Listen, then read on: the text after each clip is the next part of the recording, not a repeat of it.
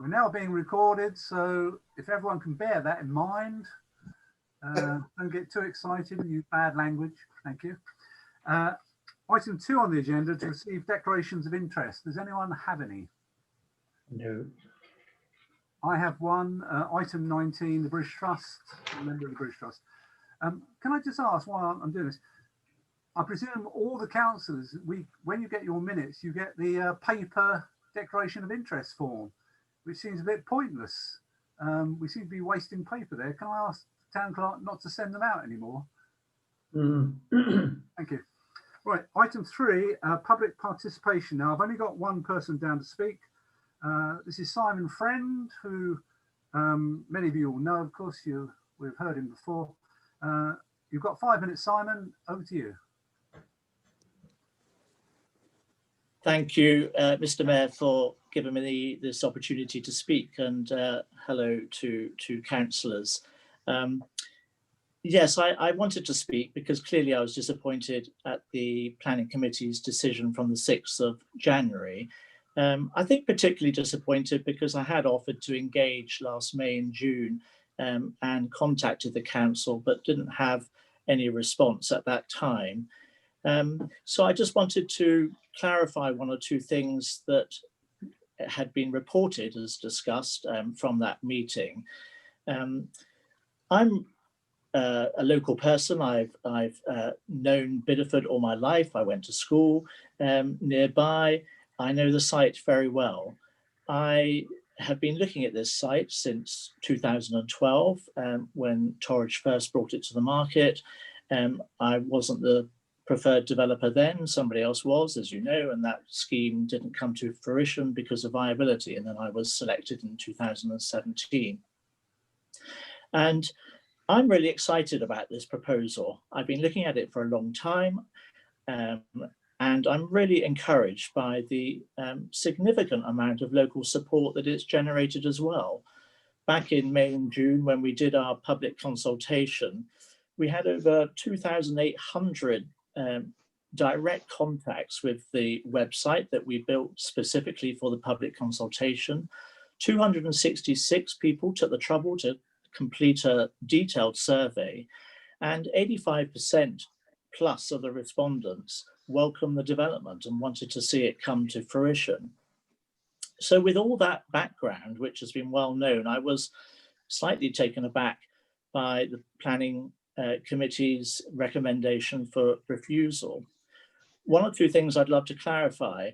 Again, this was as reported in the press, so I haven't seen detailed minutes, but it was reported that councillors thought there would be no parking, that it would be all gone, I think was the quote.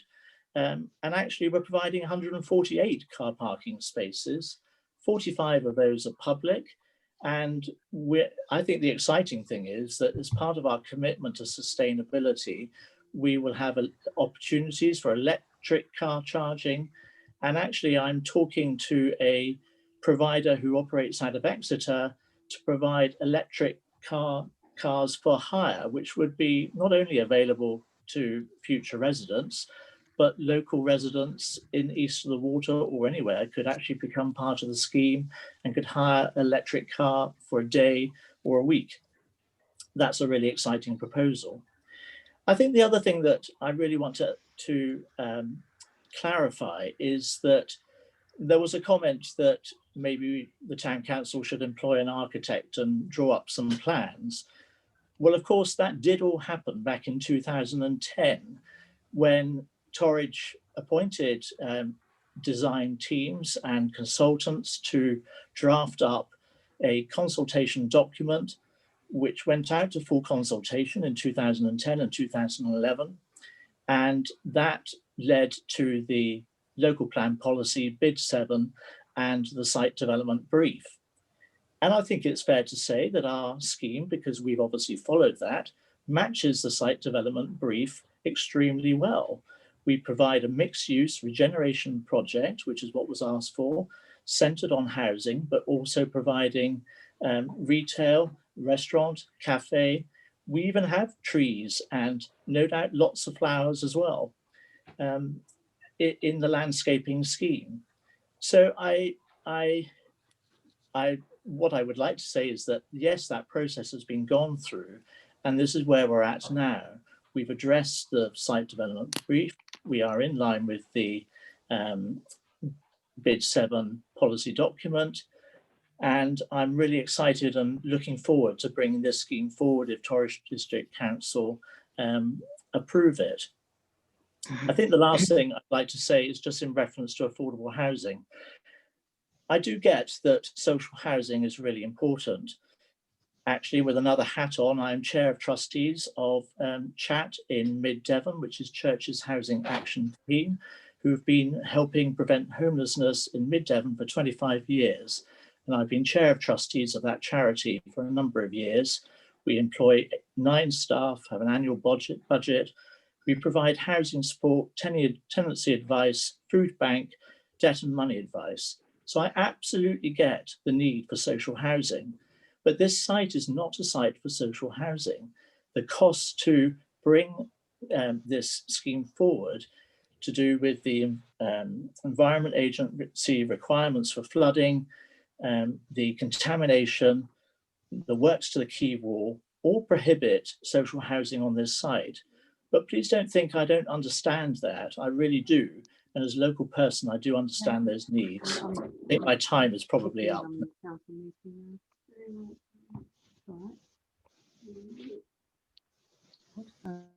Oh, thank you, Simon. I didn't realise you'd ended. Thank you very much for that. We'll move on. Item 4 on the agenda, to approve the minutes of the meeting held on the 17th of December. You should all have those in your document pack. If I can propose from the chair, we accept those. Is there a seconder? Yeah, I'll second that. Thank you, Councillor Bushby. Right, all those in favour, if you can show.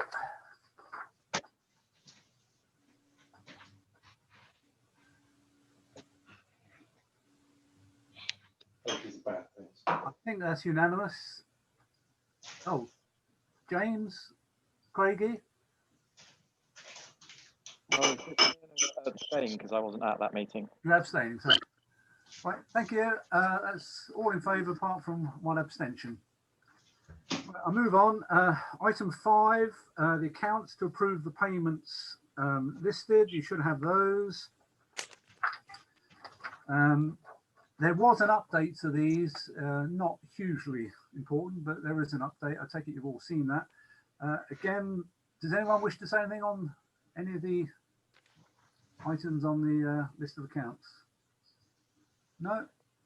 Please. Sorry, who was that? Peter.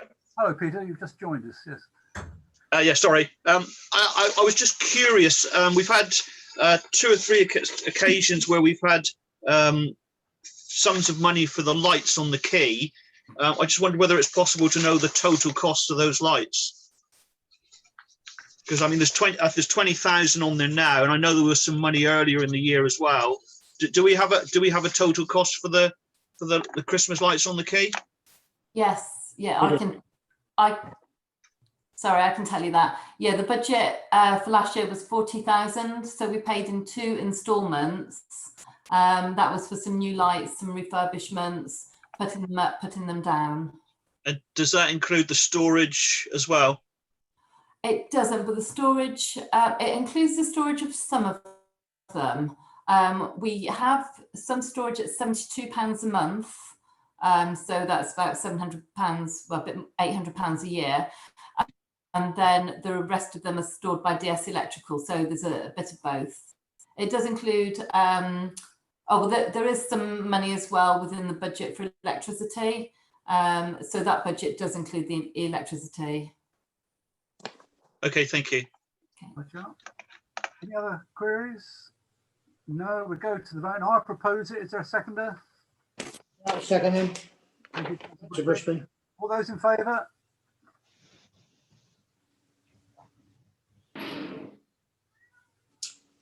I think that's unanimous again, including the thumbs up. Right, thank you. We'll move on then. Item 6 on the agenda, to receive a verbal report from the police. And we do have Sergeant Lafort, is it? I think I saw her. Yes, hello, Sergeant Emma Lafort here. Thank you. Over to you. Can you hear me okay? Yes. Right, we don't have Zoom on our police computer, so I'm on my mobile phone, so forgive me if it's not the best quality.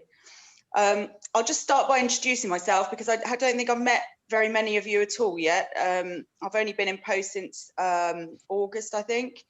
This is my first post in uniform for about 14 years. I've been a detective for most of my career, which is about 18 years. And I moved down to Devon and Cornwall about 4.5 years ago from Surrey.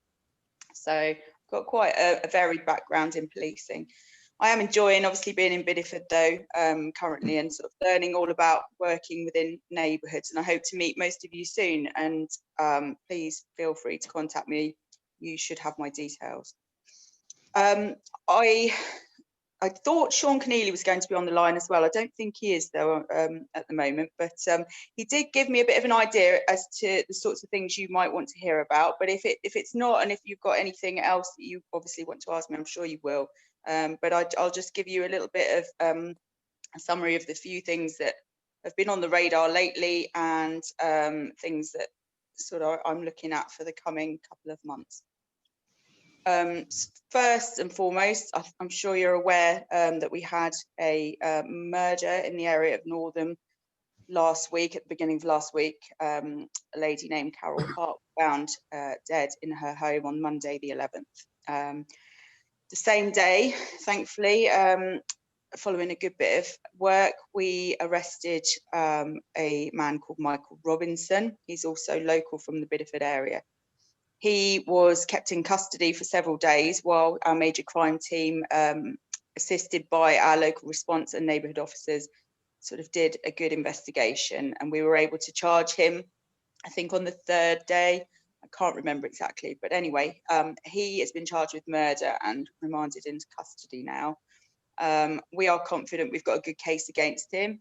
Obviously, we do need to wait for the court process though, so there's very little detail I can really release to you, as I'm sure you'll understand, because we don't want to sort of jeopardise any trial. I'm aware that there have been a number of people expressing concern about whether there's any wider threat to anybody. We certainly don't perceive that to be the case at this time.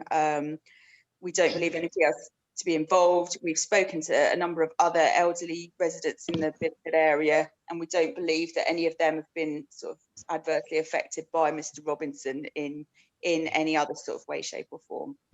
So before I move on, does anybody want to ask anything about that? No. Okay. Secondly, you may be aware that 2 nights ago we had a report of an indecent exposure, or exposure as it's simply called now. This was in Churchill Road with a 13-year-old girl, the victim of that crime. We did, there was some negative press about the fact on social media about the fact that the victim's father called in and on 999 was told to call 101. That was unfortunately a mistake, and that shouldn't have happened, but we've rectified that. But anyway, we still responded very, very quickly, and the response officer that went there was able to, with the assistance of the community, identify the car involved. And the following day, we made an arrest of a local male, and we seized that vehicle for examination. He was interviewed yesterday, and he has been bailed while we continue with the investigation. Unfortunately, there are certain elements of that do take a bit of time. So we're obviously aware of who he is, where he is, and we'll keep an eye on him. We're not aware of any other victims in the area, and so hopefully there won't be any sort of wider issue with that. Any questions? No. Okay.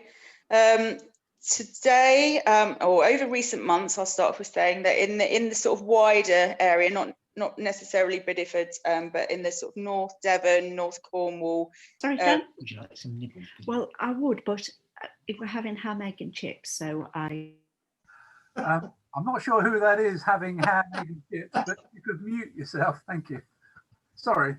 That's okay. Where was I? Yeah, so we've had a big series of commercial burglaries and thefts in the sort of area of North Devon, North Cornwall, West Devon, what have you.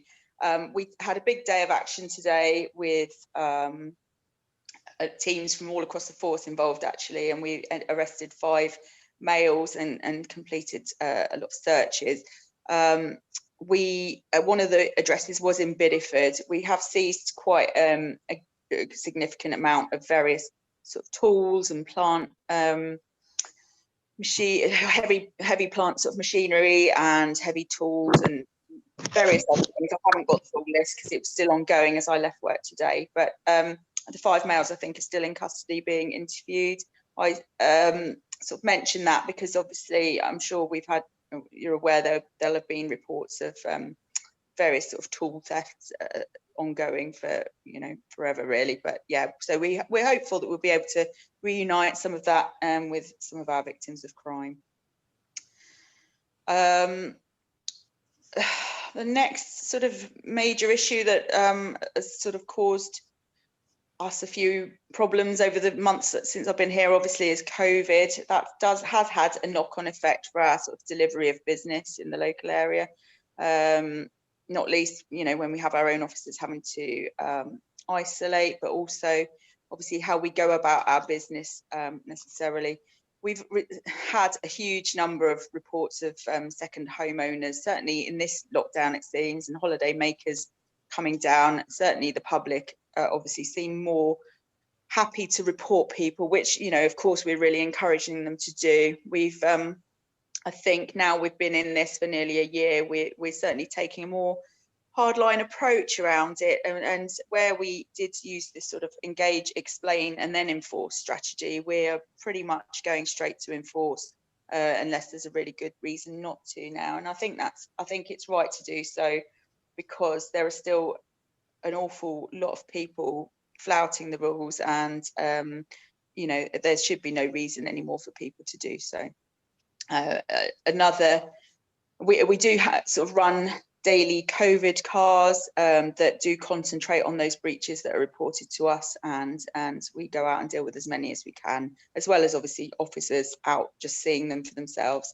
I think another big issue for us around that has been the skate park. I don't know if many of you received any complaints about it, but I certainly regularly do. I've worked with Dean and Janet in the district council, and they thankfully this week have arranged for delivery of, I think, a load of shingle or something or other that's now stopping using the skate park.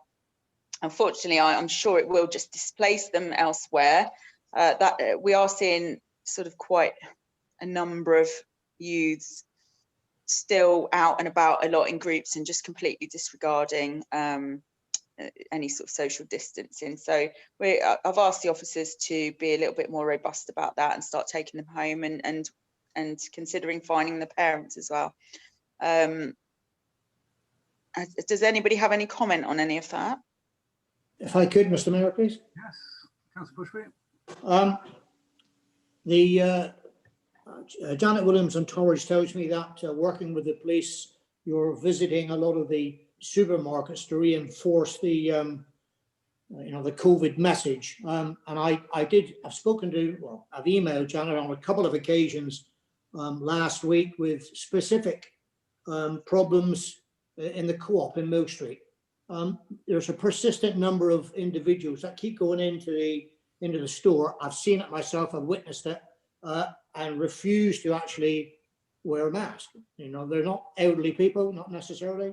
I don't see that they've got any health issues, but they just think for whatever reason the law doesn't apply to them. And I've tried to tell them. Unfortunately, the staff in the co-op apparently have got a no challenge policy, which I find that's actually incredible in this day and age. So I think a visit into the co-op, to have a word with the manager in there and say that they must enforce this and challenge people. And if people aren't prepared to wear a mask, I'm sorry, there's the door. You leave the shop. Yeah, agreed. I would sort of myself say I'd question what the co-op are doing. Unfortunately, we sort of have similar concerns sometimes around the shoplifting that they do sort of have in there frequently. Yeah. They sort of challenge or anything there, and then we just get reported a big load of them at the same time, which you know, I don't think it's good enough either. We do regularly pop in. In fact, I'm in there frequently when I'm out and about, and I haven't seen it myself, but yeah, I'll certainly make sure that we are getting it in there over the next couple of days and speaking to the manager Thank and you. advising him. That's not a problem. So anything else on that? Okay, lovely. Hello. Yeah, hi. Yeah. I just wanted to say I used to work in co-op when I lived in Sussex, and there is a non-challenging policy in all the stores, but I think it's to protect the staff as well. I mean, it's a tricky situation, isn't it? I do get that. I do get that. Yeah. But then I think my frustration is that actually Co-op are a very big organisation, and they're not really protecting their staff because they don't, you know, employ any security, even if it was sort of, you know, irregular, but to have some there to challenge, and then expecting their staff to, you know, put up with things like people going in without masks and not being able to challenge them. So security is a different issue, but I certainly wouldn't be willing to tackle, you know, people that were stealing on my own late at night in the shop, which I was at some points with one other member of staff. Not saying that that's the same in Mill Street, but you know, I'm not sure how many staff there are at 9:45 in the evening if they're being. No, you know. I certainly appreciate that, and I wouldn't expect people to put themselves at risk over effectively, you know, just property that isn't theirs. But that said, you know, Co-op themselves could do more about sort of limiting access, for instance, to the alcohol or whatever it is normally gets stolen, or, you know, reports could be made at the time so that we're in a better position to deal with it, because when that does happen, we do go out and usually sort of cop hold of them. So it was steaks, it was meat mostly when I worked in Co-op. Yeah, indeed. So, you know, we do try and work with them, and we've had quite a lot of prosecutions, certainly in relation to the Co-op, and certainly it's not the staff at all that are blamed. But that said, yeah, I think if there needs to be a different policy around the COVID and allowing people in without masks. But I can see what we can do to work with them to support them with that. Right, where did I get to on my list? Yes, so the next thing, I receive a huge amount of emails and reports, or me and my team, about antisocial driving and loud exhausts and things. And I'm a resident of the local area as well, and I certainly know this is a big frustration of mine. And so I see where people are coming from with it. There does seem to be quite an excessive number of young people with cars that are very loud around here. And I know I arrived in August, as I say, and I saw what it was like with the amount of them that sort of congregate in various areas on the quay and the Pill, and then sort of seem to race between Torrington and Bideford, and obviously that there's similar complaints over here in Torrington where I live. Emma, could I just interrupt you there? Yeah. Somebody else wanting to speak, but could I just ask you, Inspector Keneally did bring up a specialist team from Exeter. I was just getting to that. I was going to say, is there any chance of them coming back? Because it did work. Yeah, I was just getting to that, Mr. Christie. So yes, when that was just when I arrived, we had a specialist team come out. I worked with them that night. Well, it was up for a couple of nights actually, and we did see a significant drop following that for a period of time. Obviously, we have so many issues. We can't do that all the time, and they were specialist traffic officers. That said, what I've done since then is that unit, I've arranged them to train a number of our staff, and they've started delivering that training on the various training days just before Christmas, actually, so that people, because it's quite a specialised area of policing, believe it or not, to understand car modifications and what you can and can't do. And anyway, yeah, it will give people, the local officers, more confidence to deal with it themselves. We've also recently in the force got a team called the Prevent and Detect team, who are sort of a proactive arm to the neighbourhood police. But they're based in Exeter, and they go around and support the various different neighbourhood teams with problem issues. I've raised a few things with them, not least this antisocial driving issue, and we are booking in a couple of days that they're going to come up in the near future. I suggest we'll probably be more successful in the spring, but that said, they were up here just last week for me, and I think they did about 14 tickets, I think. So, you know, it was a good start, and I think we just need to do the odd day every month or so, and then people will know, they'll start to realise when they start to feel it in their pockets and what have you.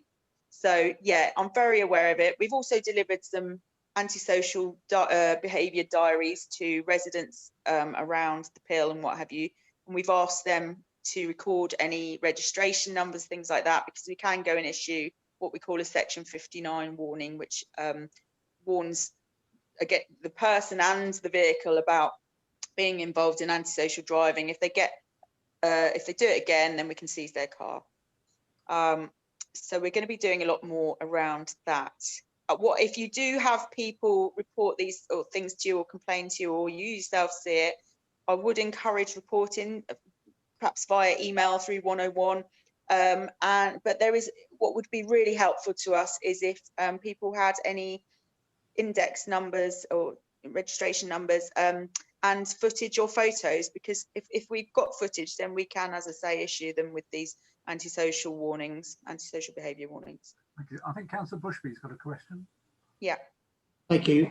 Yeah, you're absolutely right. Last year, when you had your road policing team came up from Exeter, it made a big difference. I was on the quay on the Friday night when they issued a lot of fines, and actually they actually towed away one or two cars. So that was great. But I think some of the problems that we've got in town refer to specific individuals. There's a couple of high-powered BMWs that use the town centre as a bit of a racetrack with very, very loud exhaust that, you know, explode like a loud, you know, firework every time they back off the accelerator, and they think it's great to do that. I have emailed, and I've also sent Sean Kinney the registration numbers, etc.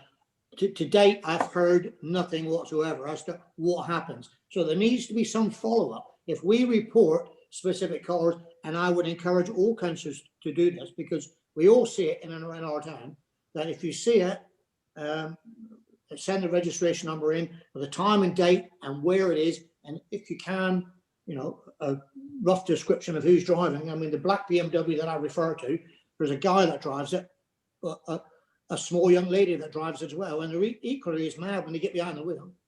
I bet I know exactly which car that is. Yeah, I can give you the registration, but I won't over the. No, don't. That's fine. You can send here. it to me. You can send it to me via email. I can assure you that that's on our. That's number one on our wanted list of antisocial vehicles. Every single officer in the area is aware of that car, including the prevent and detect officers who I just met in the last week or two, and I have promised them cakes if they get that car.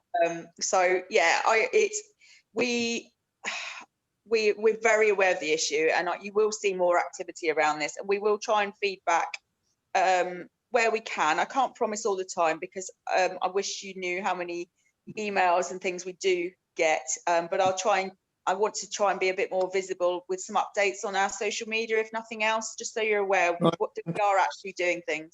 One other minor thing, I wouldn't say there's any high speed involved in this, but there's a couple of low-powered motorcycles that go around the town. There's one that lives up past me and is up and down all the time, and he's clearly got no exhaust on it whatsoever.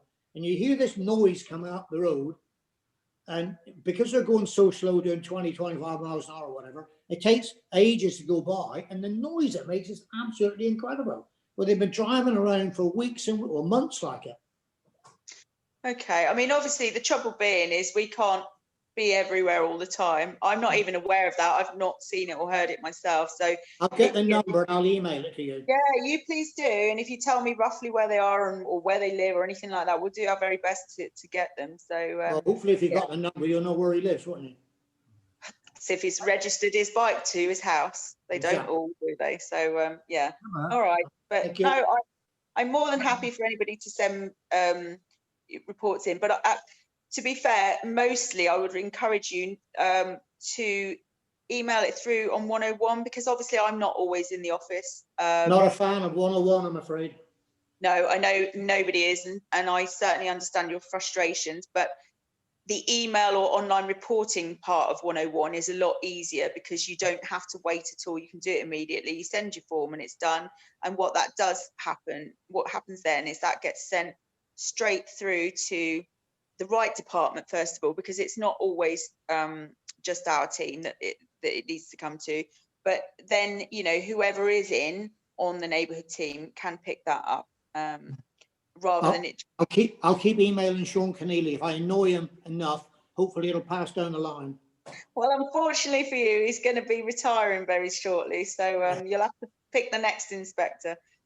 You know, like I say, if you send me emails, that's fine, but you won't always get a prompt response, because we do have a significant amount of reports to us. So, but I promise you, I look at everything.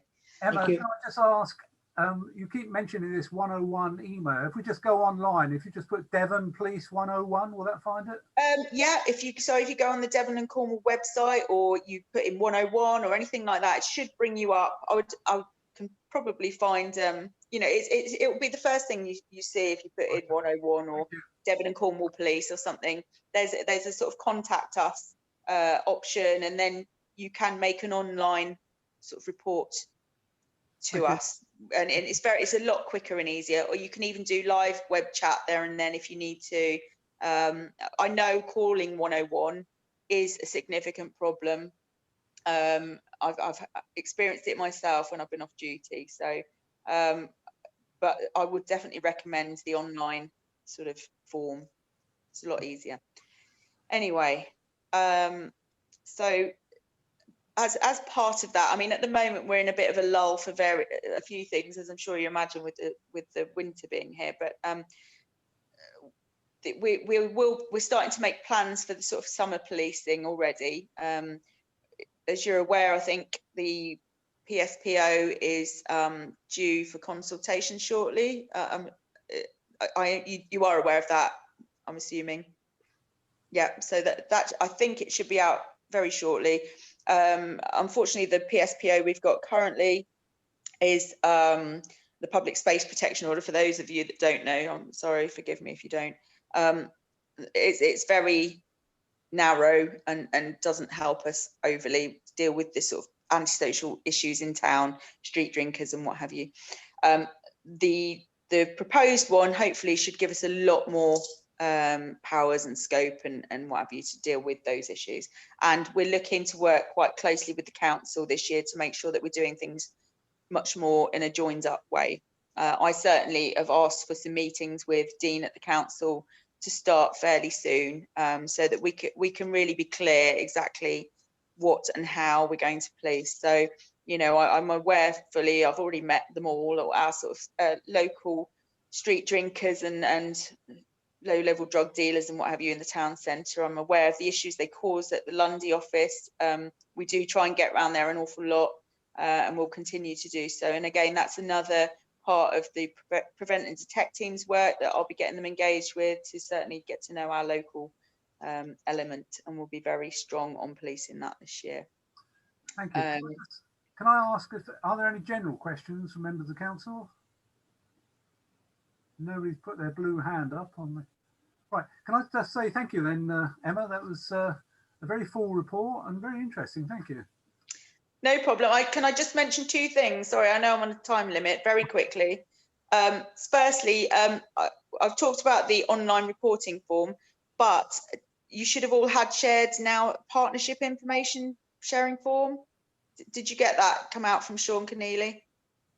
So much of what you do email to Sean or myself, the best way to, if you don't do the online reporting thing, if you've got information or intelligence about something, so if you're aware somebody's drug dealing or, you know, driving around with no exhaust or, you know, whatever it is, you as partners can complete the partnership intelligence form, and that goes straight through to our intelligence team, and it can be assessed. And you can put all sorts of confidential information on it. You know, so anything you're told by your public, you know, you can pop on there, because we have lots of things emailed to us about drugs, for instance. Can I ask our town clerk, have we had that? I don't remember seeing that. No, I don't think so. Okay, I can get that sent to you. Sorry, are you Heather? Yes, if you send it to Leslie, you've got Leslie's address, haven't you? Yeah, I believe so. Yeah. Well, there's a link to it on our website. I'll send you the link, I think. Oh, thank you very much. Yeah. Okay. And the final thing is, I spoke to a cyber protect officer the other day from our digital capabilities unit. You're obviously aware that more and more, especially in COVID, we've had a lot of online scams. One of our cyber protect officers has said that they are willing to come out and give some training or inputs to any sort of groups that want it.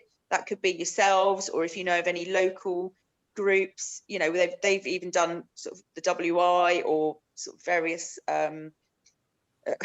I don't know, Lions groups or what have you. So if you're interested, or you feel there's a need for anything like that, then please do let me know, and I can put you in touch. But that's it from me. Thank you very much.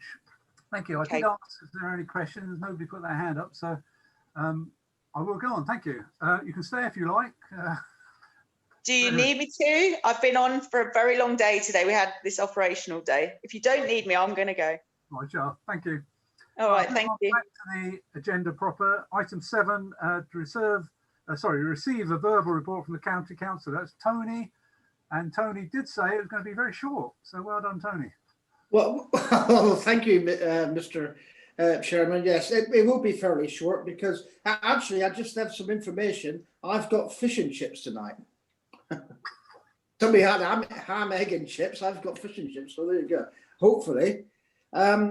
I always send the reports that I have, anything I have that can be sent to the parish councils, councillors, I do send via Leslie. So I hope you get them.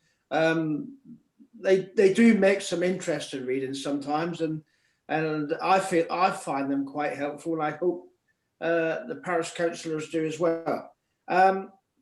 So I hope that's happening. The May elections, of course, are still going ahead, unless we have the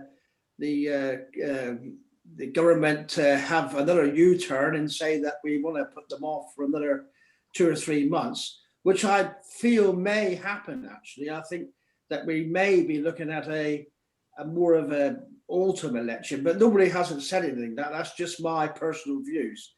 But you know, we're going forward now in lockdown until March, perhaps, and you know, I just feel that perhaps going out and knocking on doors for candidates may be a bit of a risk. So I think there may be something down the line, but I haven't had anything official yet.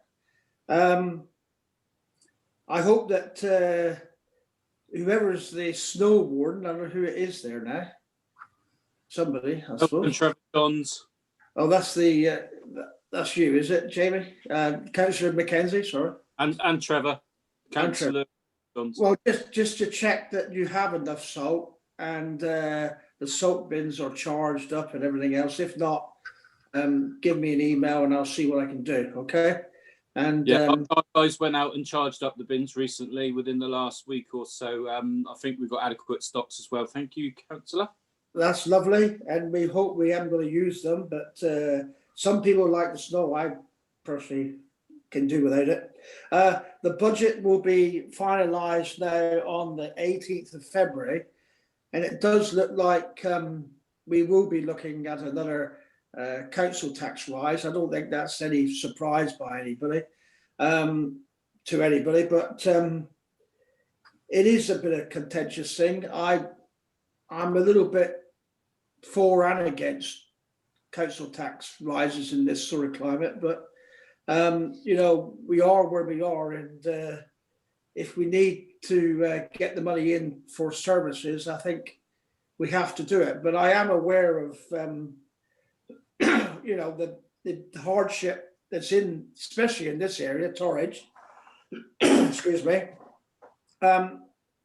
So, you know, it is a bittersweet thing, really, I think. And yes, so I think it will rise the same as it did last year. And I think Torridge will probably do theirs the same, actually. But there you go. Free school meals. There's been a lot on the social media and news and things like that about the free school meals not being up to scratch in some parts of the country. Not in Devon, though, because I think since we've had school meals in lockdown, that's over 12 months or more, we've had one complaint that it wasn't up to scratch. So we're doing quite well. And we do offer vouchers to school children as well, which is, I think, is a little bit better because they can go into supermarkets and get exactly what they want. You know, they can choose exactly what they want. The £15 a week, I think it is now. There has been reports to me today that St Mary's School hasn't, unless it's in Linda's ward, but I do apologise to Linda for stepping on her toes, but there has been reports that St Mary's School, some of the parents down there haven't received their vouchers. So I just put that to Linda. Perhaps she can follow that up tomorrow with an email. Tony, it's not in my area, but I will follow it up. It's in Andrew Eastman's. Oh, of course it is. I'm very sorry. That's across the road from you, Linda, isn't it? Yes. Yes. Okay. Well, yes, if you can, I mean, I can follow up or you, but, you know, just that some people down there haven't received their vouchers yet. The other thing is, I did attend the Barnstable Vaccination Centre yesterday evening. I was there as a steward with the Rotary, and I've just found out that they did about 1,000 vaccinations last night, which was quite good. And but the only thing that worried me was that they're only open 2 days per week, which is quite unusual. I went up there again today. It's not open today. So this big rollout that the government are saying is happening, I think it's a lack of vaccination being able to get where they're supposed to be getting. So I will be sending an email to Sir Geoffrey Cox now, as he's known, and seeing if he can deal with this, because the army is supposed to be in control of this and logistics and everything else. And we've got a big strip, Chivener Airport, Chivener Airfield, which can be flown in, vaccinations can be flown in. And I think it's unacceptable for us up in this area, in the northern area, to be treated like this, because from the start, the South Devon area has been doing a lot better in their vaccinations. And I've had a lot of reports now that even over 90s in Bideford haven't had their vaccinations, whereas the government have said that they're rolling out under the over 70s now in some areas, which is quite a concern, I think. And I think we need to perhaps just shout about it a bit more. I don't know if you all agree with that, but I think I will be emailing Mr. Cox and saying my concerns about it. Okay, that's all I think. Of course, there is another vaccination unit opening up in Westward O. I don't know if it's opened up or it's very soon anyway. But I wonder if, all these vaccination units opening up is very all well and done, and they are very well organised, Barnstable is. But if you haven't got the vaccinations, it isn't much good. And I I know we've done about 5 million, but I think we could step up a bit more. That's all, Mr. Chairman. Thank you very much. Any questions about potholes or anything like that, they can, but please report them in the usual way. Roger. Are there any questions? Nobody's put their blue hand up on my screen, so no. Well, thank you very much, Tony, for that. Very interesting. I'll go and get me fish and chips now. Right, I'm going to move on. Item 8 on the agenda to receive a presentation from Councillor Mrs. Kay Corf. And this is time limited. I'm not being rude, Kay, but we did actually agree at the meeting. So over to you. I've got my stopwatch ready. Right, just to check, can you all hear me okay?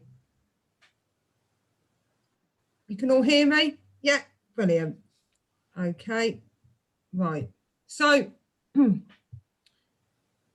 giving you a talk about housing and homelessness tonight. For those of you that know me, you'll know it's a topic that's really close to my heart, and you've probably heard me talk about it before.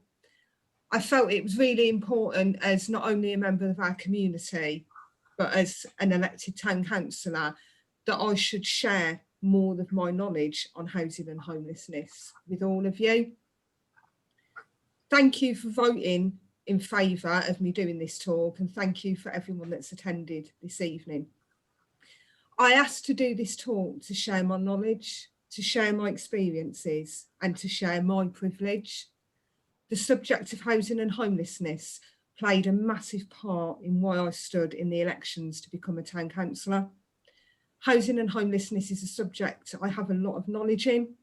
I see the effects that homelessness and the lack of options locally for decent, affordable accommodation has on our community.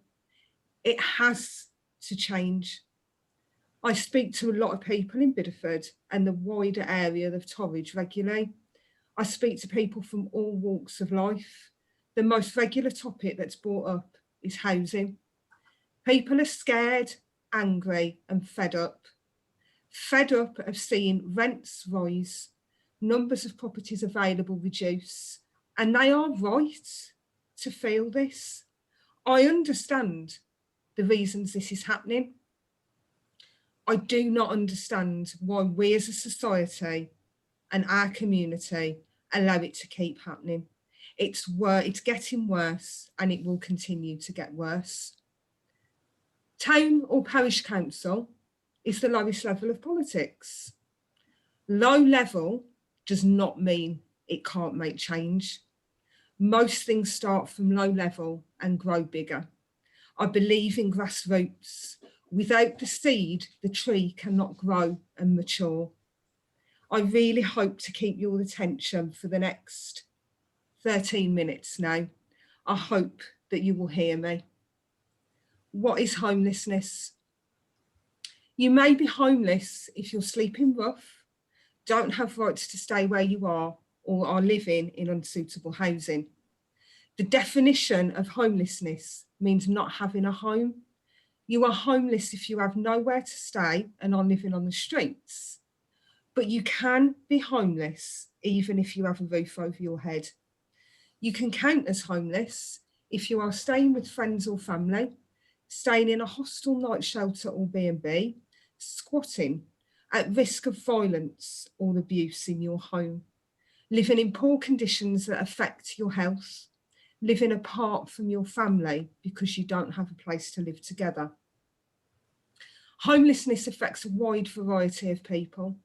Some people may be more vulnerable to homelessness. You may be at risk if you're leaving home for the first time or the care leaver, pregnant with nowhere to stay when baby comes, struggling to live on benefits or a low income, from abroad without the right to claim benefits, an asylum seeker or refugee, or leaving prison.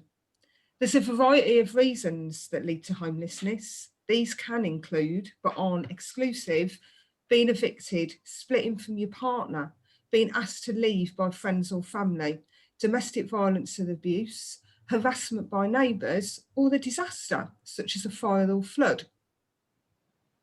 I work for the local charity that supports people that are or were homeless.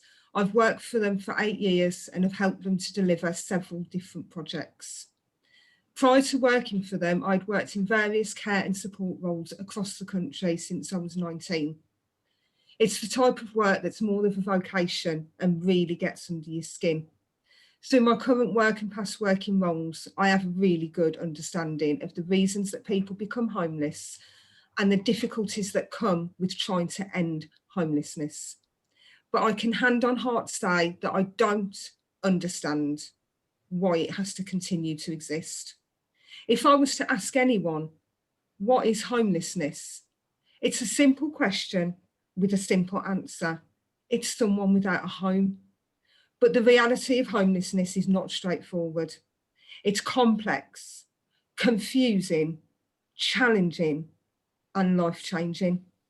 My first experience of homelessness was seeing a man with a white beard in a large tent on the grass verge in the middle of a dual carriageway in Wolverhampton.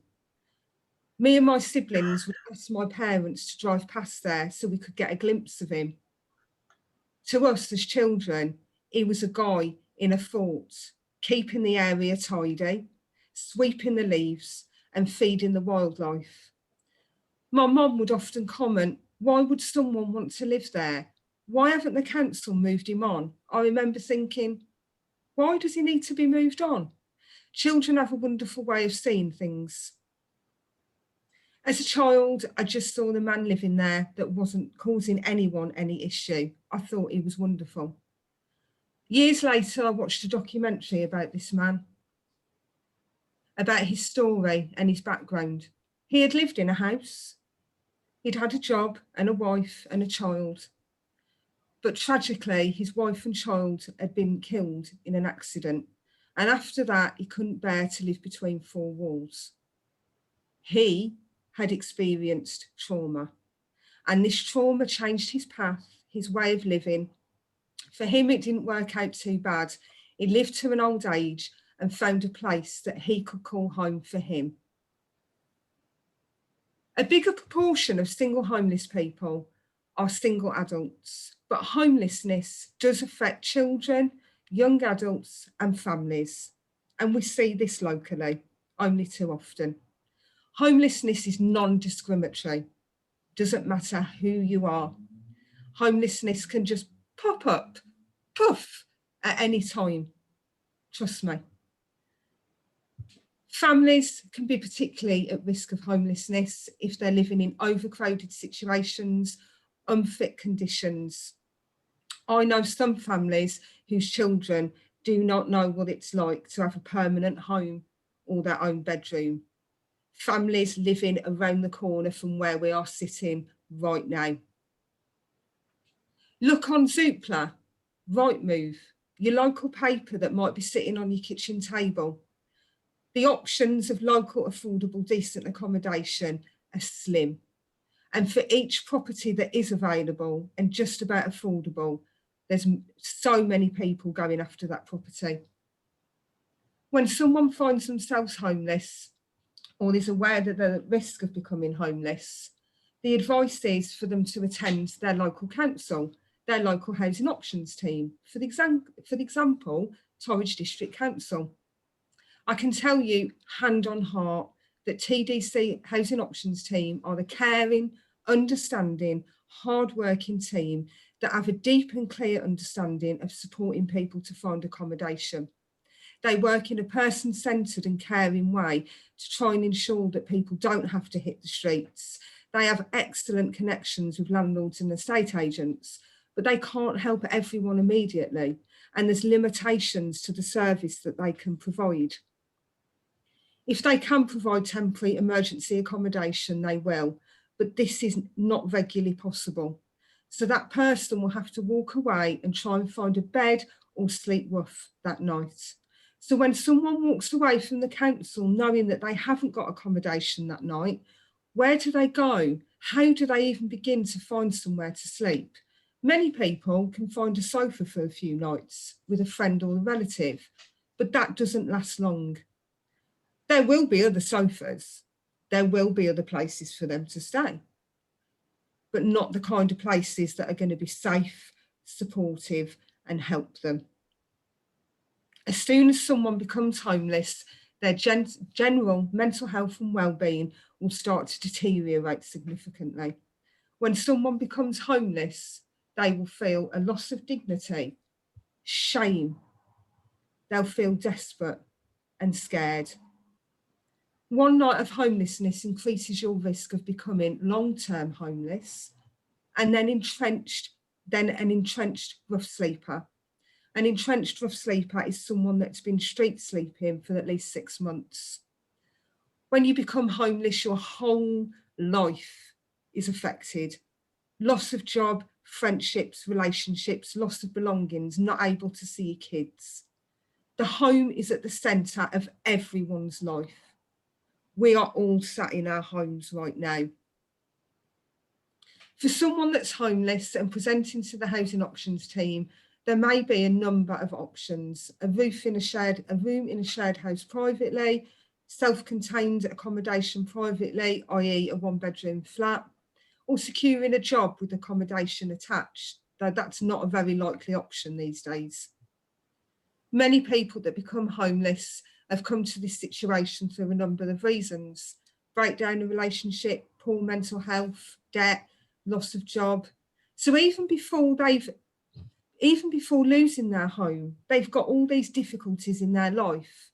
Throw in homelessness and it's a recipe for disaster. Try getting a new place to live when you've got a poor credit rating, you're not looking or feeling your best, and you feel utterly low and desperate. Homelessness has a lasting effect on people. When you're homeless, you're in a constant fight or flight mode, and it has a huge toll on the mind and body. Just a few short nights, weeks or months can have a lasting, life-lasting effect on you. I'm one of those people, so I know what I'm talking about. There's a number of alternate accommodations, such as supported accommodation. I help to run 3 lots of supported accommodation in Bideford and Barnstable. I have a saying that I like to say: just because it's a roof doesn't mean it's the right roof. I like to be able to choose what happens in my life. Imagine not having a choice of where you live. Imagine being told that your only option is a shared house with 7, 8, 9 other people that are strangers to you. You've got your own room, but you have to share the kitchen, the lounge, the bathroom with them. To get an offer of supported accommodation means to get referred by a charity or agency. You've already told your story to the housing options officer. Each time you get put forward for an accommodation option, you have to retell your story. Most of the people that I support on a daily basis have had to tell their story at least 10 times. Imagine having to tell your story, your personal information, the things that have gone wrong in your life. Imagine having to tell that 10 times. Each time, it's re-traumatizing. As a society, we often expect or ask the person that is homeless to make the change. What if we turn that upside down and we start making the changes? Every major charity or think tank, i.e. shelter, every one of them agrees that there is one way to end homelessness, and that is to build more social and council housing. Rents are rising beyond the housing benefit rates, quality of accommodation is dropping, and the choice of accommodation is almost non-existent. I use a tool for colleagues, for people I support, about equality and choice.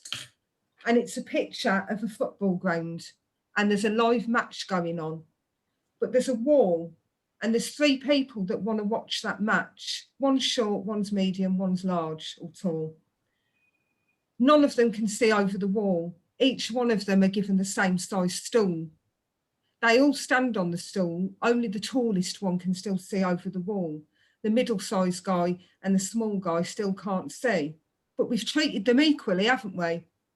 Because we've given them all the same size stool. It's the same in housing. One option doesn't fit all.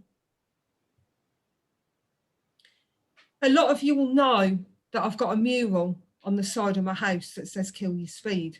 And on the front of my house, I've got another mural. Part of the mural is a guy called Eric wrapped in a sleeping bag, rough sleeping. And next to him is a dog called Percy.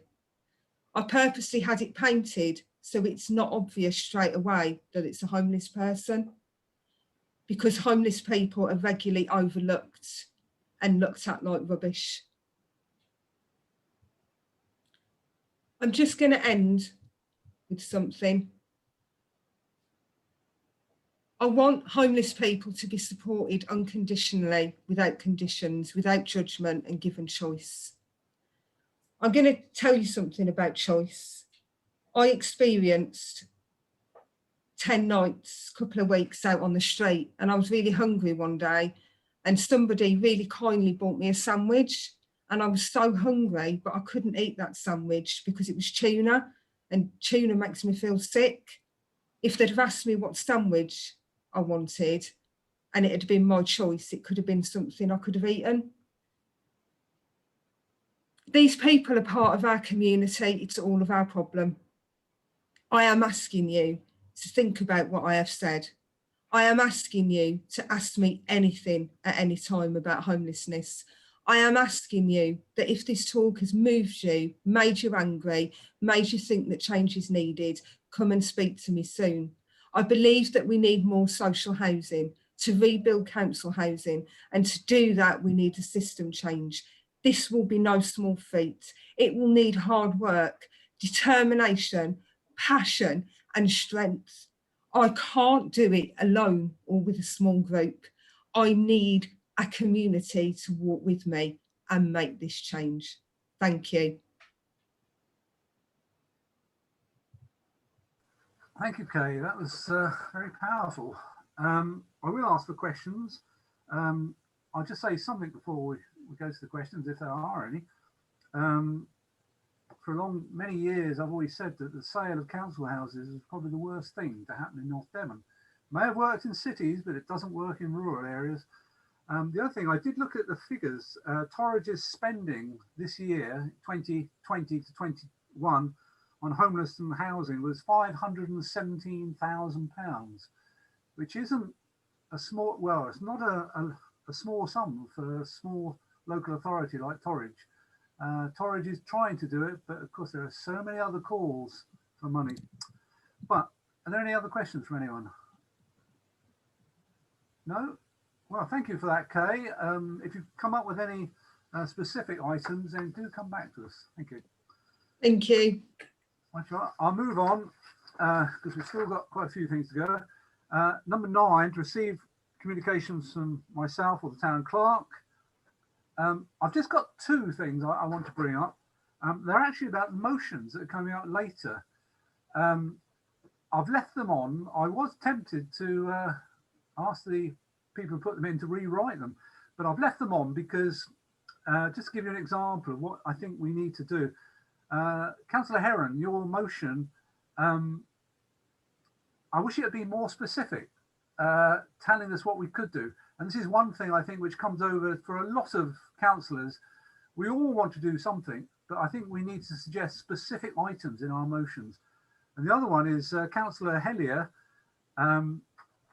Only a couple of weeks ago on Torridge, I did move a motion to actually shorten motions because they are getting rather long. The idea of a motion is just to set out very quickly what your main idea is. You can add all the rest when it's been seconded and we can discuss it. So if we could stick to shorter motions, I'd hate to have to put a motion to the town council the same way we did to Torridge. Although having said that, it's not too bad because those members on Torridge will remember we had a councillor from Cornwall who was up helping us with our constitution, who said that they had a motion at Cornwall that there was 80 pages long. I think that's excessive, but there we are. Right. Heather, you haven't got anything, have you? No, I don't, but I see Councillor Heron has his hand up. Right. Yes, Councillor Heron.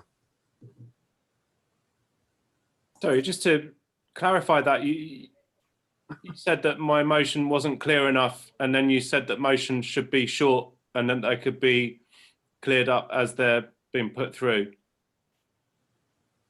Yes, a motion is a very simple, it's a basic idea. But when you come on to actually present the motion, that's where you go into the detail.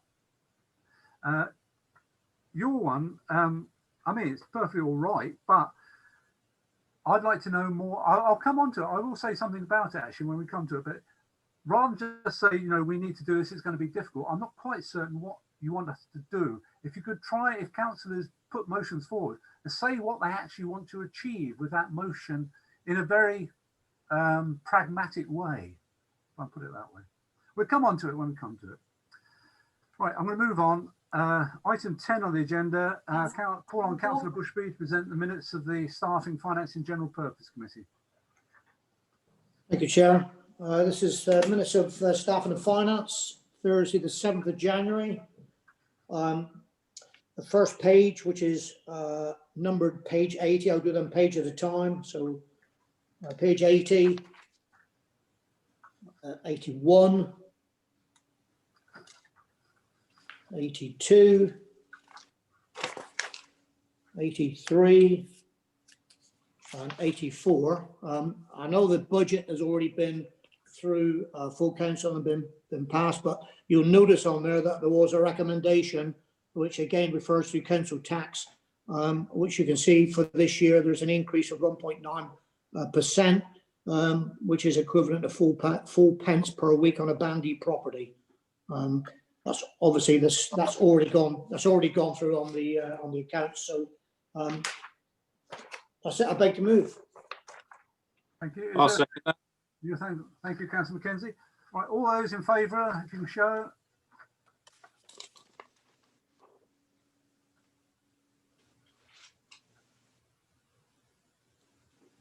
Yeah, I think that's unanimous. Yeah, thank you. We'll move on. Item 11, the planning committees. I'll present these. The first one was on Wednesday, the 6th of January. There's only one, isn't there? I'll go through it. Item 17, 18, 19, 20, 21A. Yes, please, Chair. Yes. I find it astounding that it was voted against by a unanimous decision when there's a massive groundswell of support, and there's been lots of things, as we've heard from Mr. Friend earlier, lots of local support for this. You know, the reasons there have all been addressed by Mr. Friend earlier in the public session. What happened? Why is it come to this conclusion? I mean, you know, it's either people aren't representing their constituents, or they've got their own agenda, or they didn't read the plans. I mean, it's as simple as that. I mean, what's going on? Is it possible to visit and debate this motion here? Well, there's two things. Firstly, the decision has already been sent to Torridge. With planning, there is a time limit, obviously, because Torridge need to get their all the things in. It has already been sent. Now, I can't unfortunately answer your second question about how this was reached, because unfortunately my internet failed halfway through the discussion. And by the time I came back on, the vote had been taken. So I don't actually know what was discussed. Can they make, because you were temporarily indisposed because of the technical issue, is it okay to sort of like just push through a planning application like that? Would it not be prudent to wait for the chair to come through? Is it even right to do such a thing, you know? We do have a vice chairman, and where situations like that happen, it happened this morning with Councillor McGough, whose internet failed as well. These things happen, and there is a vice chairman, and obviously, you know, if the chairman can't take part in the meeting, the vice chairman takes over. Well, I'd understand that if it was an excessive amount of time that you were not online, but it seems to be quite brief. You know, that it may have been a different discussion and a different outcome if the chair had been in the part of that debate. Would it not? Could it not? There may have been, but I can't say one way or the other. Sorry. But I know that you're tired because of Torridge planning, but Well, you know,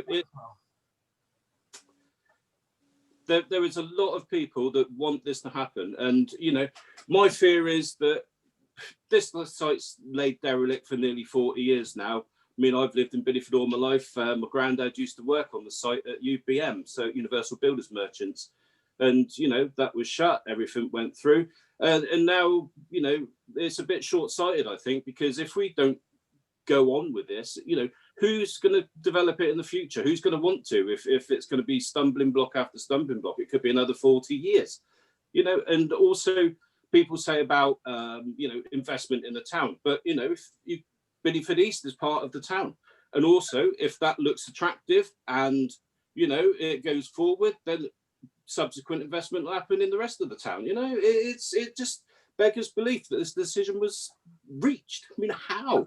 Councillor Mackenzie, the decisions of the planning committee, it is delegated to the planning committee. It has been done, it has been sent. You are a councillor for East of Water. You can actually speak when it comes to Torridge. And there yeah, I saw that the planning committee was on, but you know, unfortunately, I work in care, and I've got a, you know, obviously a busy schedule, and you know, I work in an unpredictable industry as well. And unfortunately, I couldn't make it, and I thought that this would be ratified this evening. It could be addressed this evening, but I think that you know the public needs to be aware that not all councillors are against this, and that you know there are East of Water councillors that are supporting this development. It's very important for them to know because they feel underrepresented. Thank you. But as I've just pointed out, you can actually speak at Torridge.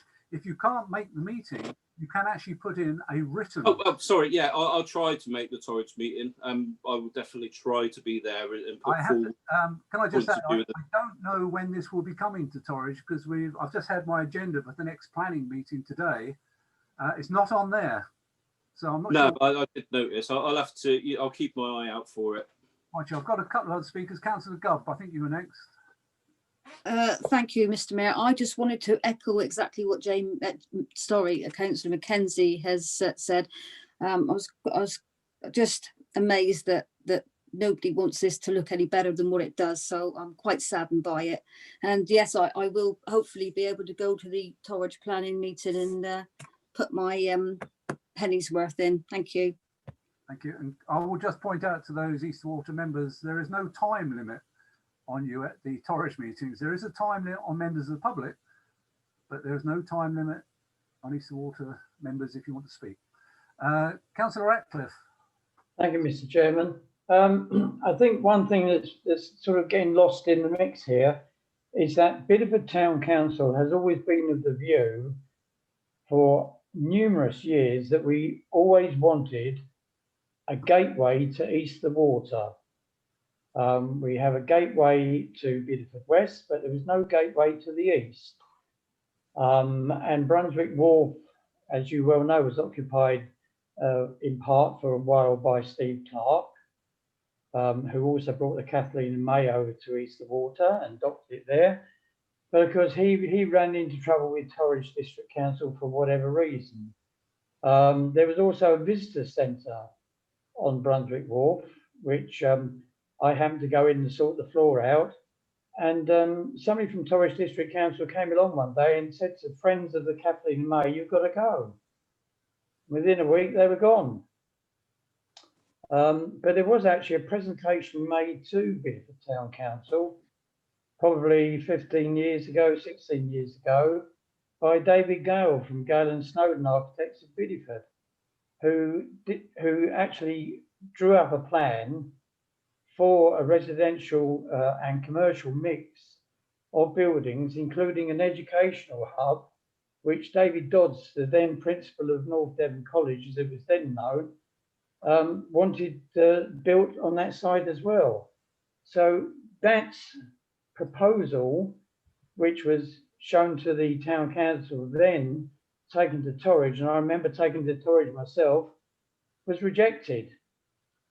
And that was something which the town council actually wanted to do for that site on East of Water.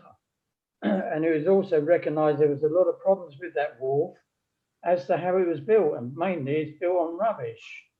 I think what Mr. Friend is trying to do is admirable, to be quite honest with you. He's trying to do something with that. And I'm sure that he may, in fact, be at the meeting at Torwich District Council when they will agree for it all to go forward. Excuse me. But I think the point of view at the time of the meeting was that there was no affordable housing within the mix.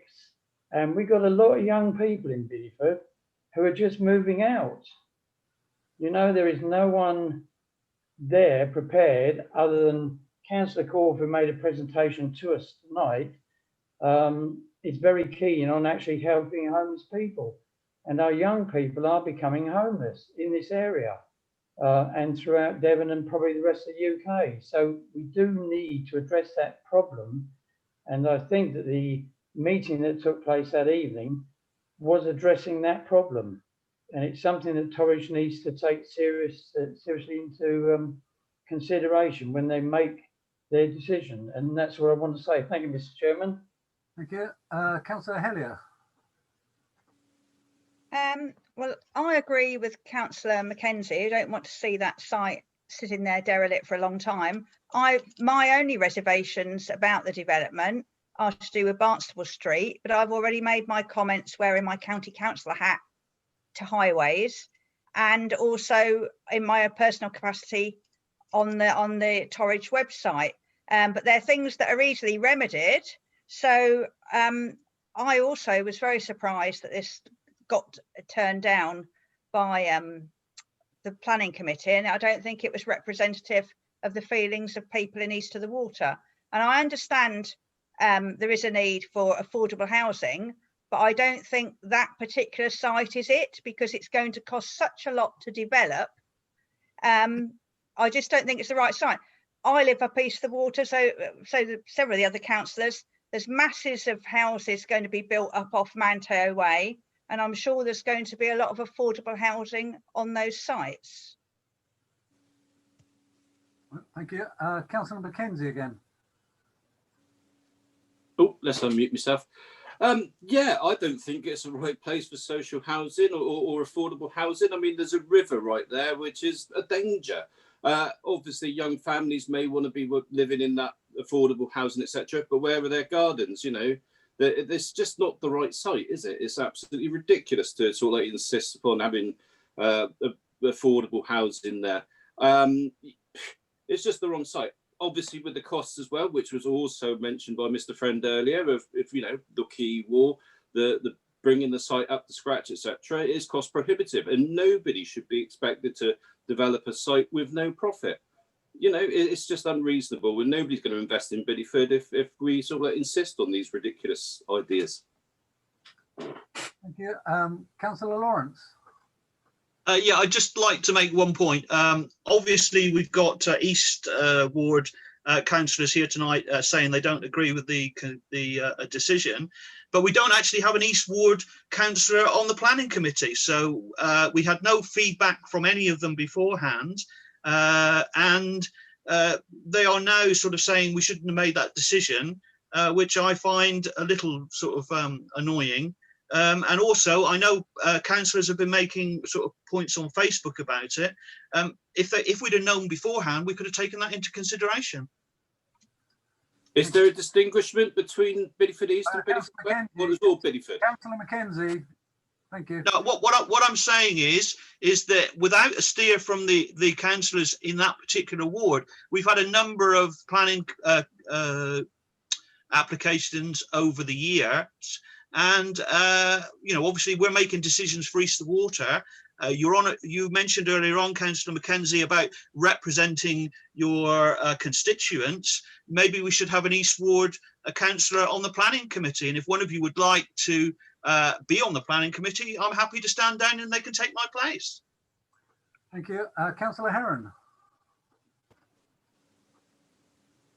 Yeah, I'd just like to say I find it. I don't know what words to use, really. I find it astonishing that there's councillors telling, you know, people that are wanting affordable accommodation or are struggling financially where they can live, They're not allowed to live in, you know, nicer places, as we might say. They've got to be pushed to the back behind Tesco's, put them behind the trees or a big fence. You know, I find that astonishing in the 21st century that people, Councillor Corf said it all just now. I find it astonishing that councillors that have been voted in are telling people, poorer people, where they should live. That's it. Thank you. Councillor Hellier, we are now seeing people pop up twice. Councillor Hellier. Well, just to come back to Councillor Heron, I live up opposite Tesco. It's very nice in East of the Water. The point about this is it's going to cost millions of pounds just to develop that site. No one is going to develop it if they don't make any money from it, and there wouldn't be any money made from social housing. The points that Councillor Mackenzie made was, I believe that all the accommodation has to be from the first floor up. You can't have ground level. I think I'm right, because the 40-year flood plan, but that people aren't going to have gardens. If you had young families living there, as live in the road where I live, you'd be having little children riding their bikes and scooters over into the river. There are lots of other sites being developed in and around Bideford at this time, loads of planning applications in, and no one's saying that poor people have got to live in a certain place. I'm a pensioner, okay, so I'm not exactly wealthy, but I don't consider myself hard done by either to be living up East of the Water off Manteo Way. I'm going to step in here because this is just going down. Mr. Mayor, can I just raise a point of order, please? Yes, Councillor McGough. You need to look at your group chat. The group chat does affect everybody, and there's certain comments put in the group fact that may actually put us in an awkward predicament on planning. So at this present moment in time, I'm going to leave the meeting because I don't want to be predetermined on one of the most important decisions Bideford's going to face in the future. So I'm going to leave the meeting a moment and rejoin after the discussion is done. Right. Well, I think we've finished. I've got nobody else wanting to speak. And I have pointed out that councillors can actually appear at Torridge meeting and make the points they want to make. I'm going to move on. Going back to the agenda, B, C, D,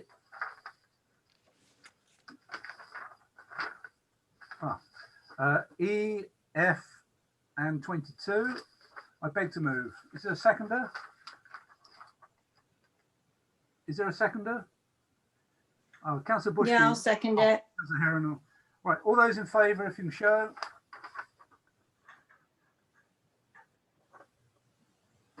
Sorry, those in favour. I will call for the ones against in a minute. Thank you. Have you counted those, Heather? I'm across two screens, so I'm having difficulty. Yeah. I'm not sure. Right. I think 12. I've got 1, 2, 3, 4, 5, 6, 7, 8, 9, 10. I can see 11. There's somebody with their hand up as well. Councillor Craigie's just got a hand up. It's not very visible. Oh, right. Well, I had 12, Heather. 12, yeah, thank you. All right, we'll go for 12. Okay. Those against, if you can show. 1, 2, 2 against. And we've got one abstain. Whilst I don't disagree with the accuracy, I disagree with the representation. Does that add up, Heather? Is that the yeah? Oh, it does. Right. Thank you. It doesn't, because we've got Councillor McGough outside the room. Oh, right. I had counted Councillor Mackenzie in the 12, so it would be 11-2-1 or 11-2 out of the room. Thank you. Right, we'll go on to item 12 on the agenda. I don't know if Councillor McGough can hear us, if he wants to come back in. Oh, there he is. This is the emergency planning meeting. Sorry, Mr. Chairman, you haven't done the 14th of December yet? Oh, sorry, you have done, sorry. Sorry, get me worried there, Councillor Bushby. Yeah. Right, we'll go on then. The emergency planning working group on 14th of December. If I go through the page by page, page 10, page 11, page 12, page 13. And for the second lot, this is the meeting held on the 18th of January. Page 1, page 2, page 3, page 4. I beg to move. Is there a second there? Seconded. Thank you. All right, all those in favour, if you can show.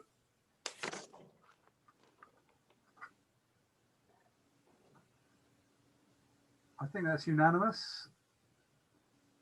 Yeah, thank you. Right, we go on to consider and resolve upon a request to join the Rural Market Towns grouping. You've had a sheet on this. I think it's very straightforward, actually. It's quite an interesting read. Anyone wish to speak? I'll propose, Chair, that we do so. Well, I've got Councillor Heron. I was just going to say, if it's free for the first 6 months, I think it is, then it's just go for it, isn't it? I'll second Councillor Bushby's motion, proposal. Being proposed, being seconded, and nobody else wishing to speak. So can you show if you're in favour?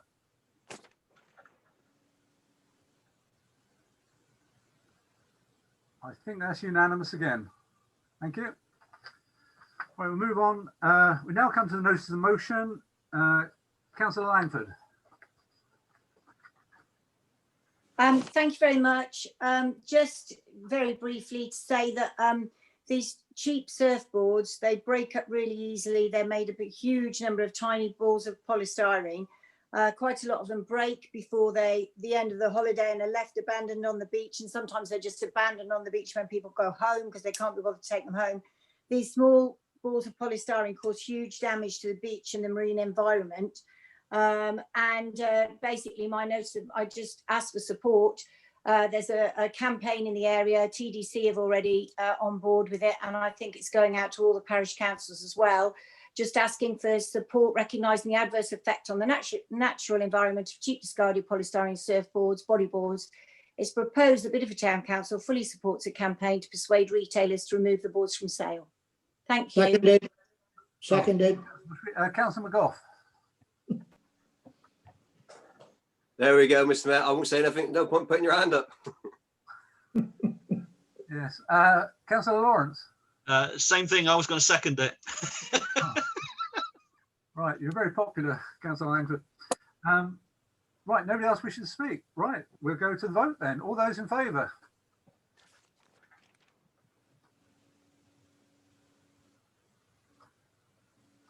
That is unanimous. Thank you.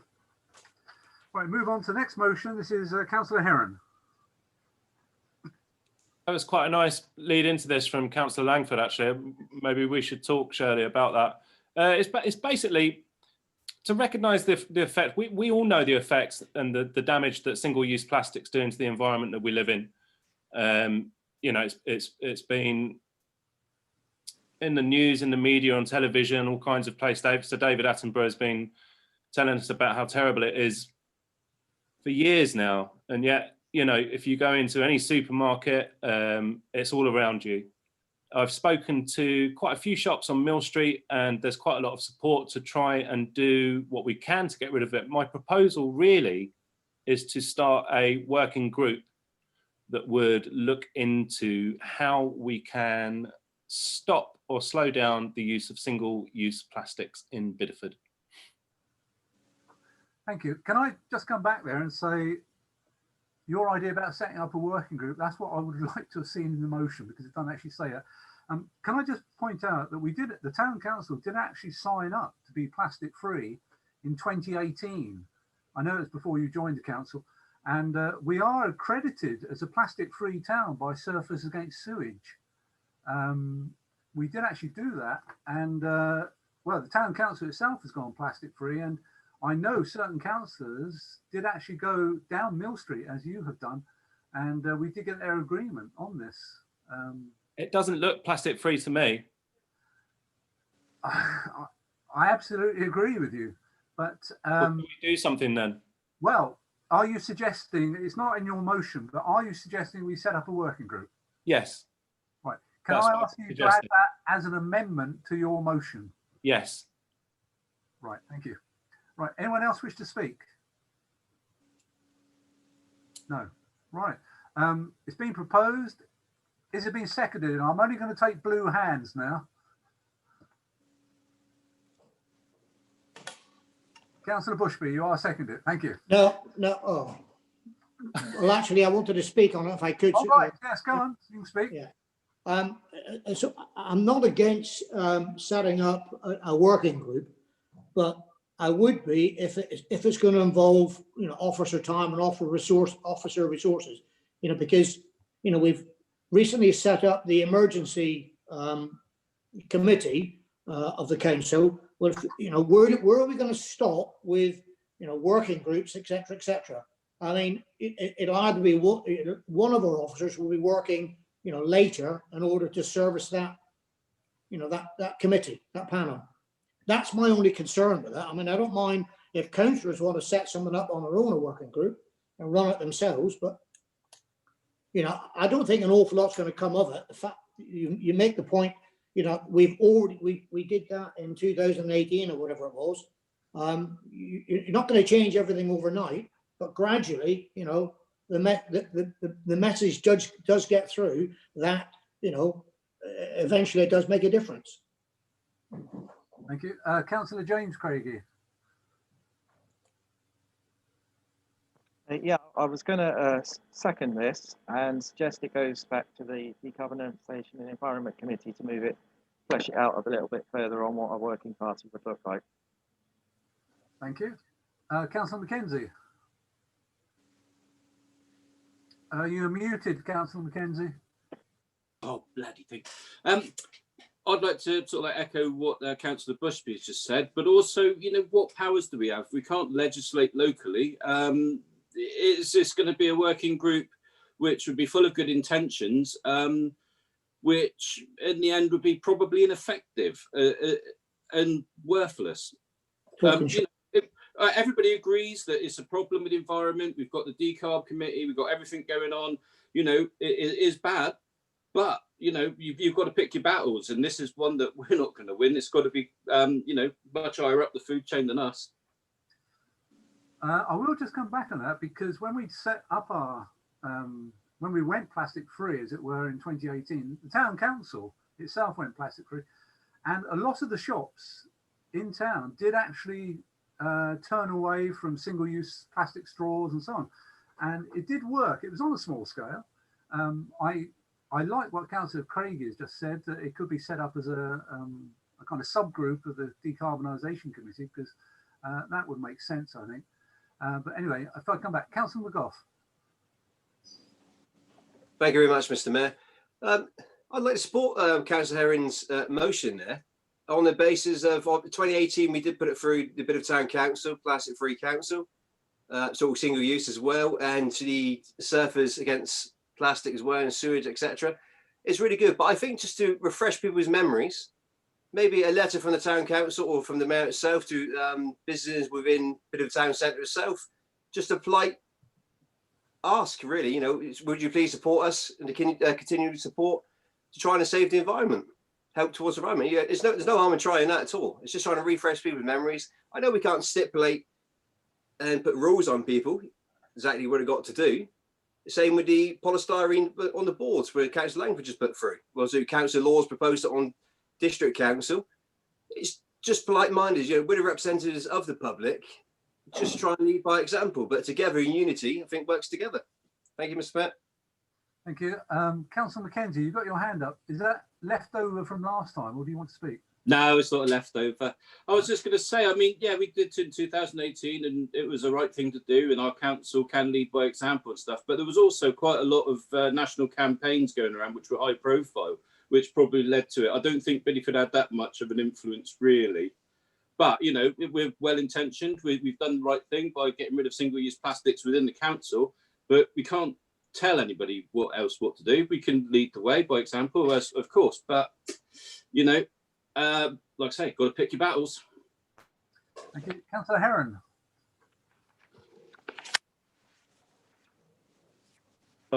I take on board that we're not going to be able to do it overnight, and we don't really have any power to force people to do this.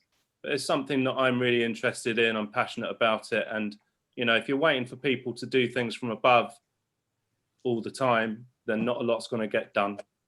So I think it's something we should move forward with. Thank you. I think we've just found our chairman of the working group there. Councillor Lawrence. Yeah, I just wanted to say that whilst I kind of support what Councillor Herron wants to do, as a retailer in town who sells a lot of plastic items, I shall be abstaining from this particular vote. Thank you. We'll be up to close your shop tomorrow. It is closed, sorry. Nobody else down to speak. I think it's been proposed and been seconded that with that amendment that we're going to set up a working group under the umbrella of the Decarbonisation Committee. I think that's right. Is that right, Councillor Herron? Right. Right. Is everyone clear? Right. If we go to the vote then, all those in favour?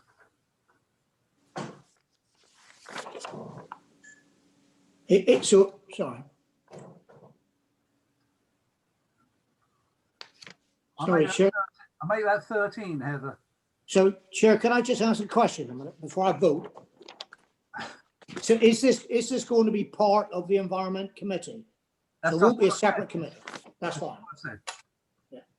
Yeah, I think that was, so it's 1, 2, 3, 4, 5, 6, 7, 8, 9, 10, 11, 12, 13. Those against? 1. Any abstentions? No. Oh, 1. Yes. Thank you.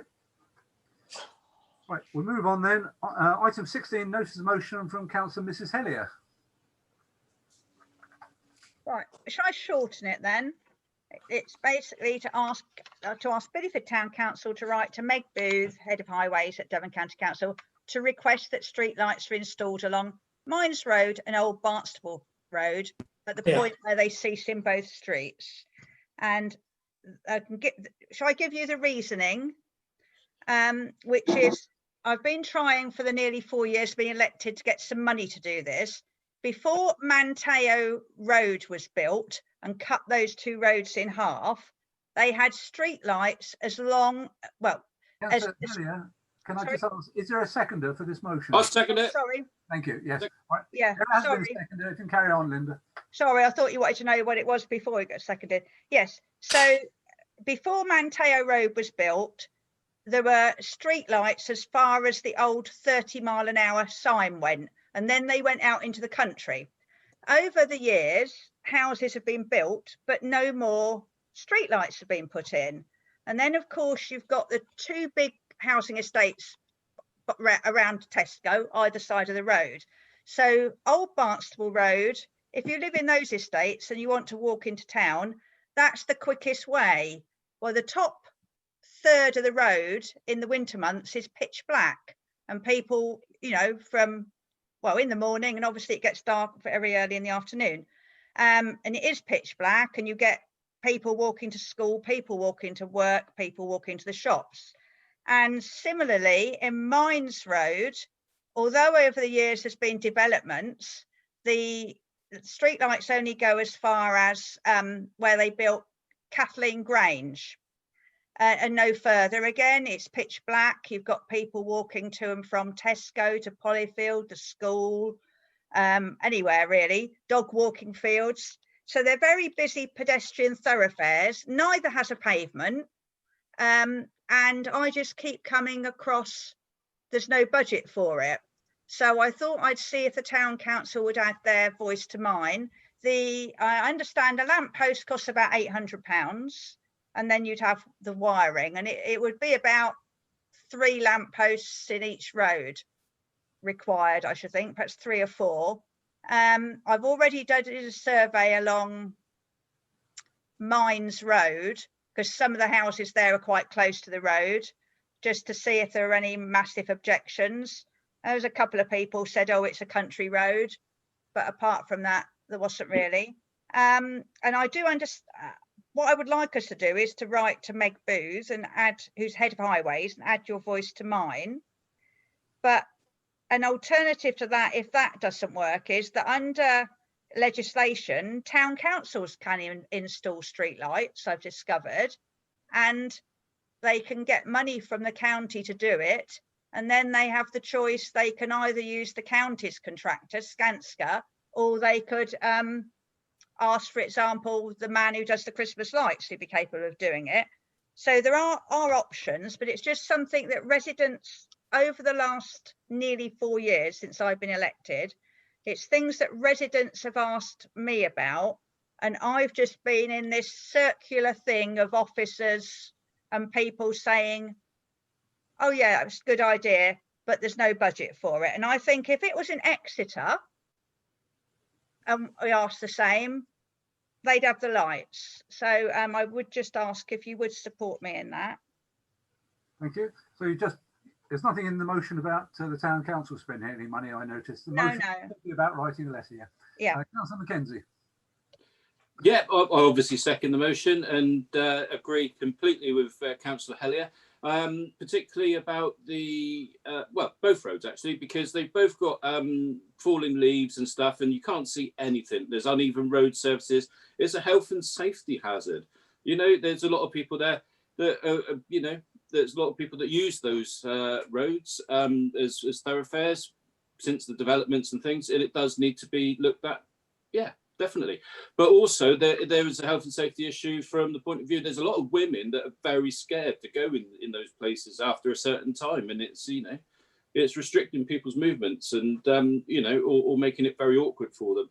So yeah, I 100% back Councillor Hellier. Councillor James Craigie.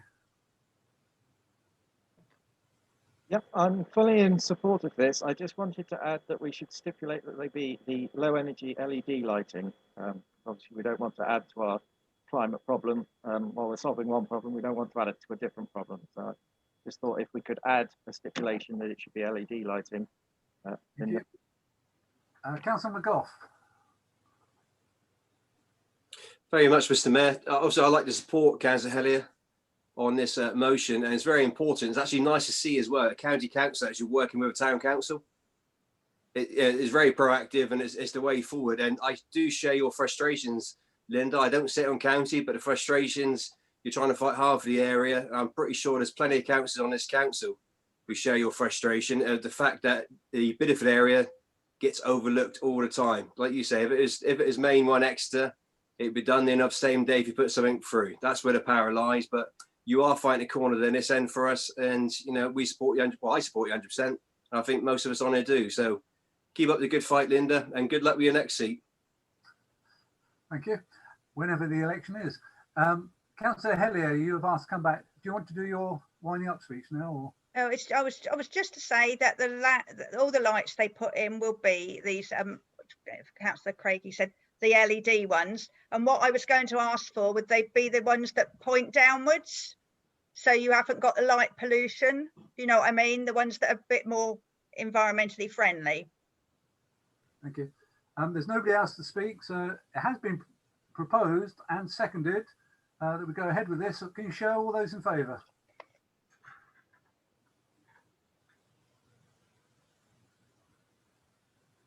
Yeah, that's unanimous, I think.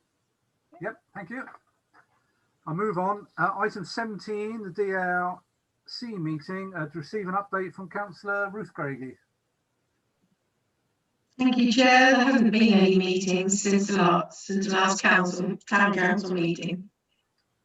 Thank you. You seem to be sitting in an echo chamber, Ruth. I'm not quite certain, but right. We move on. Item 18, Torridge District Council to receive an update. There's just one thing I will say. We had an informal meeting to discuss the capital budget. Very important, of course, over what is in the budget, because Torridge's capital spending was far greater than we had the money to afford. And so some things are going to be cut. It's going to be an interesting meeting because obviously everybody has their own particular pet projects. Anyway, is there any other Torridge councillors want to add to that? Can I? Sorry. Councillor Langford, blue hand up. Thank you. I just want to say very quickly, because it relates to what Councillor Corth mentioned earlier.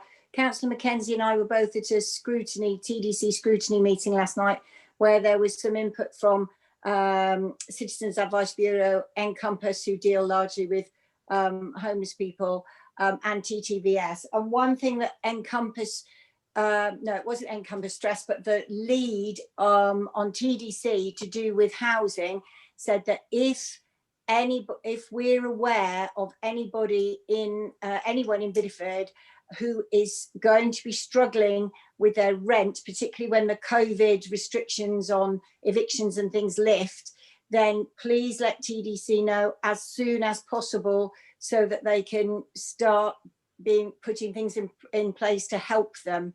I don't know if you want to add anything else, Councillor Mackenzie. Thank you. Councillor Mackenzie, you've got your hand up, so yes.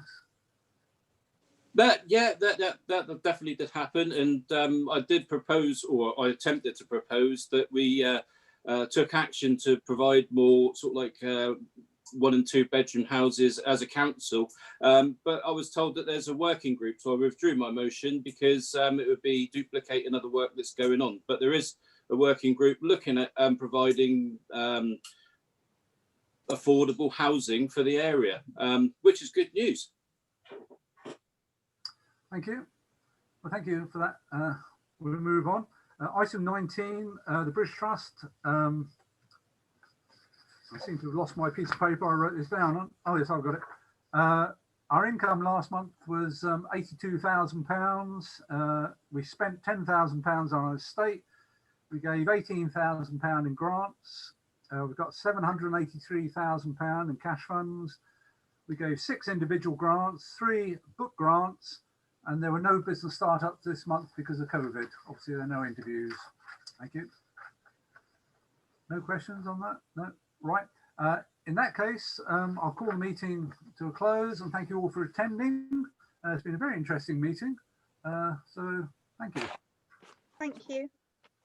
Goodbye. Bye. All right.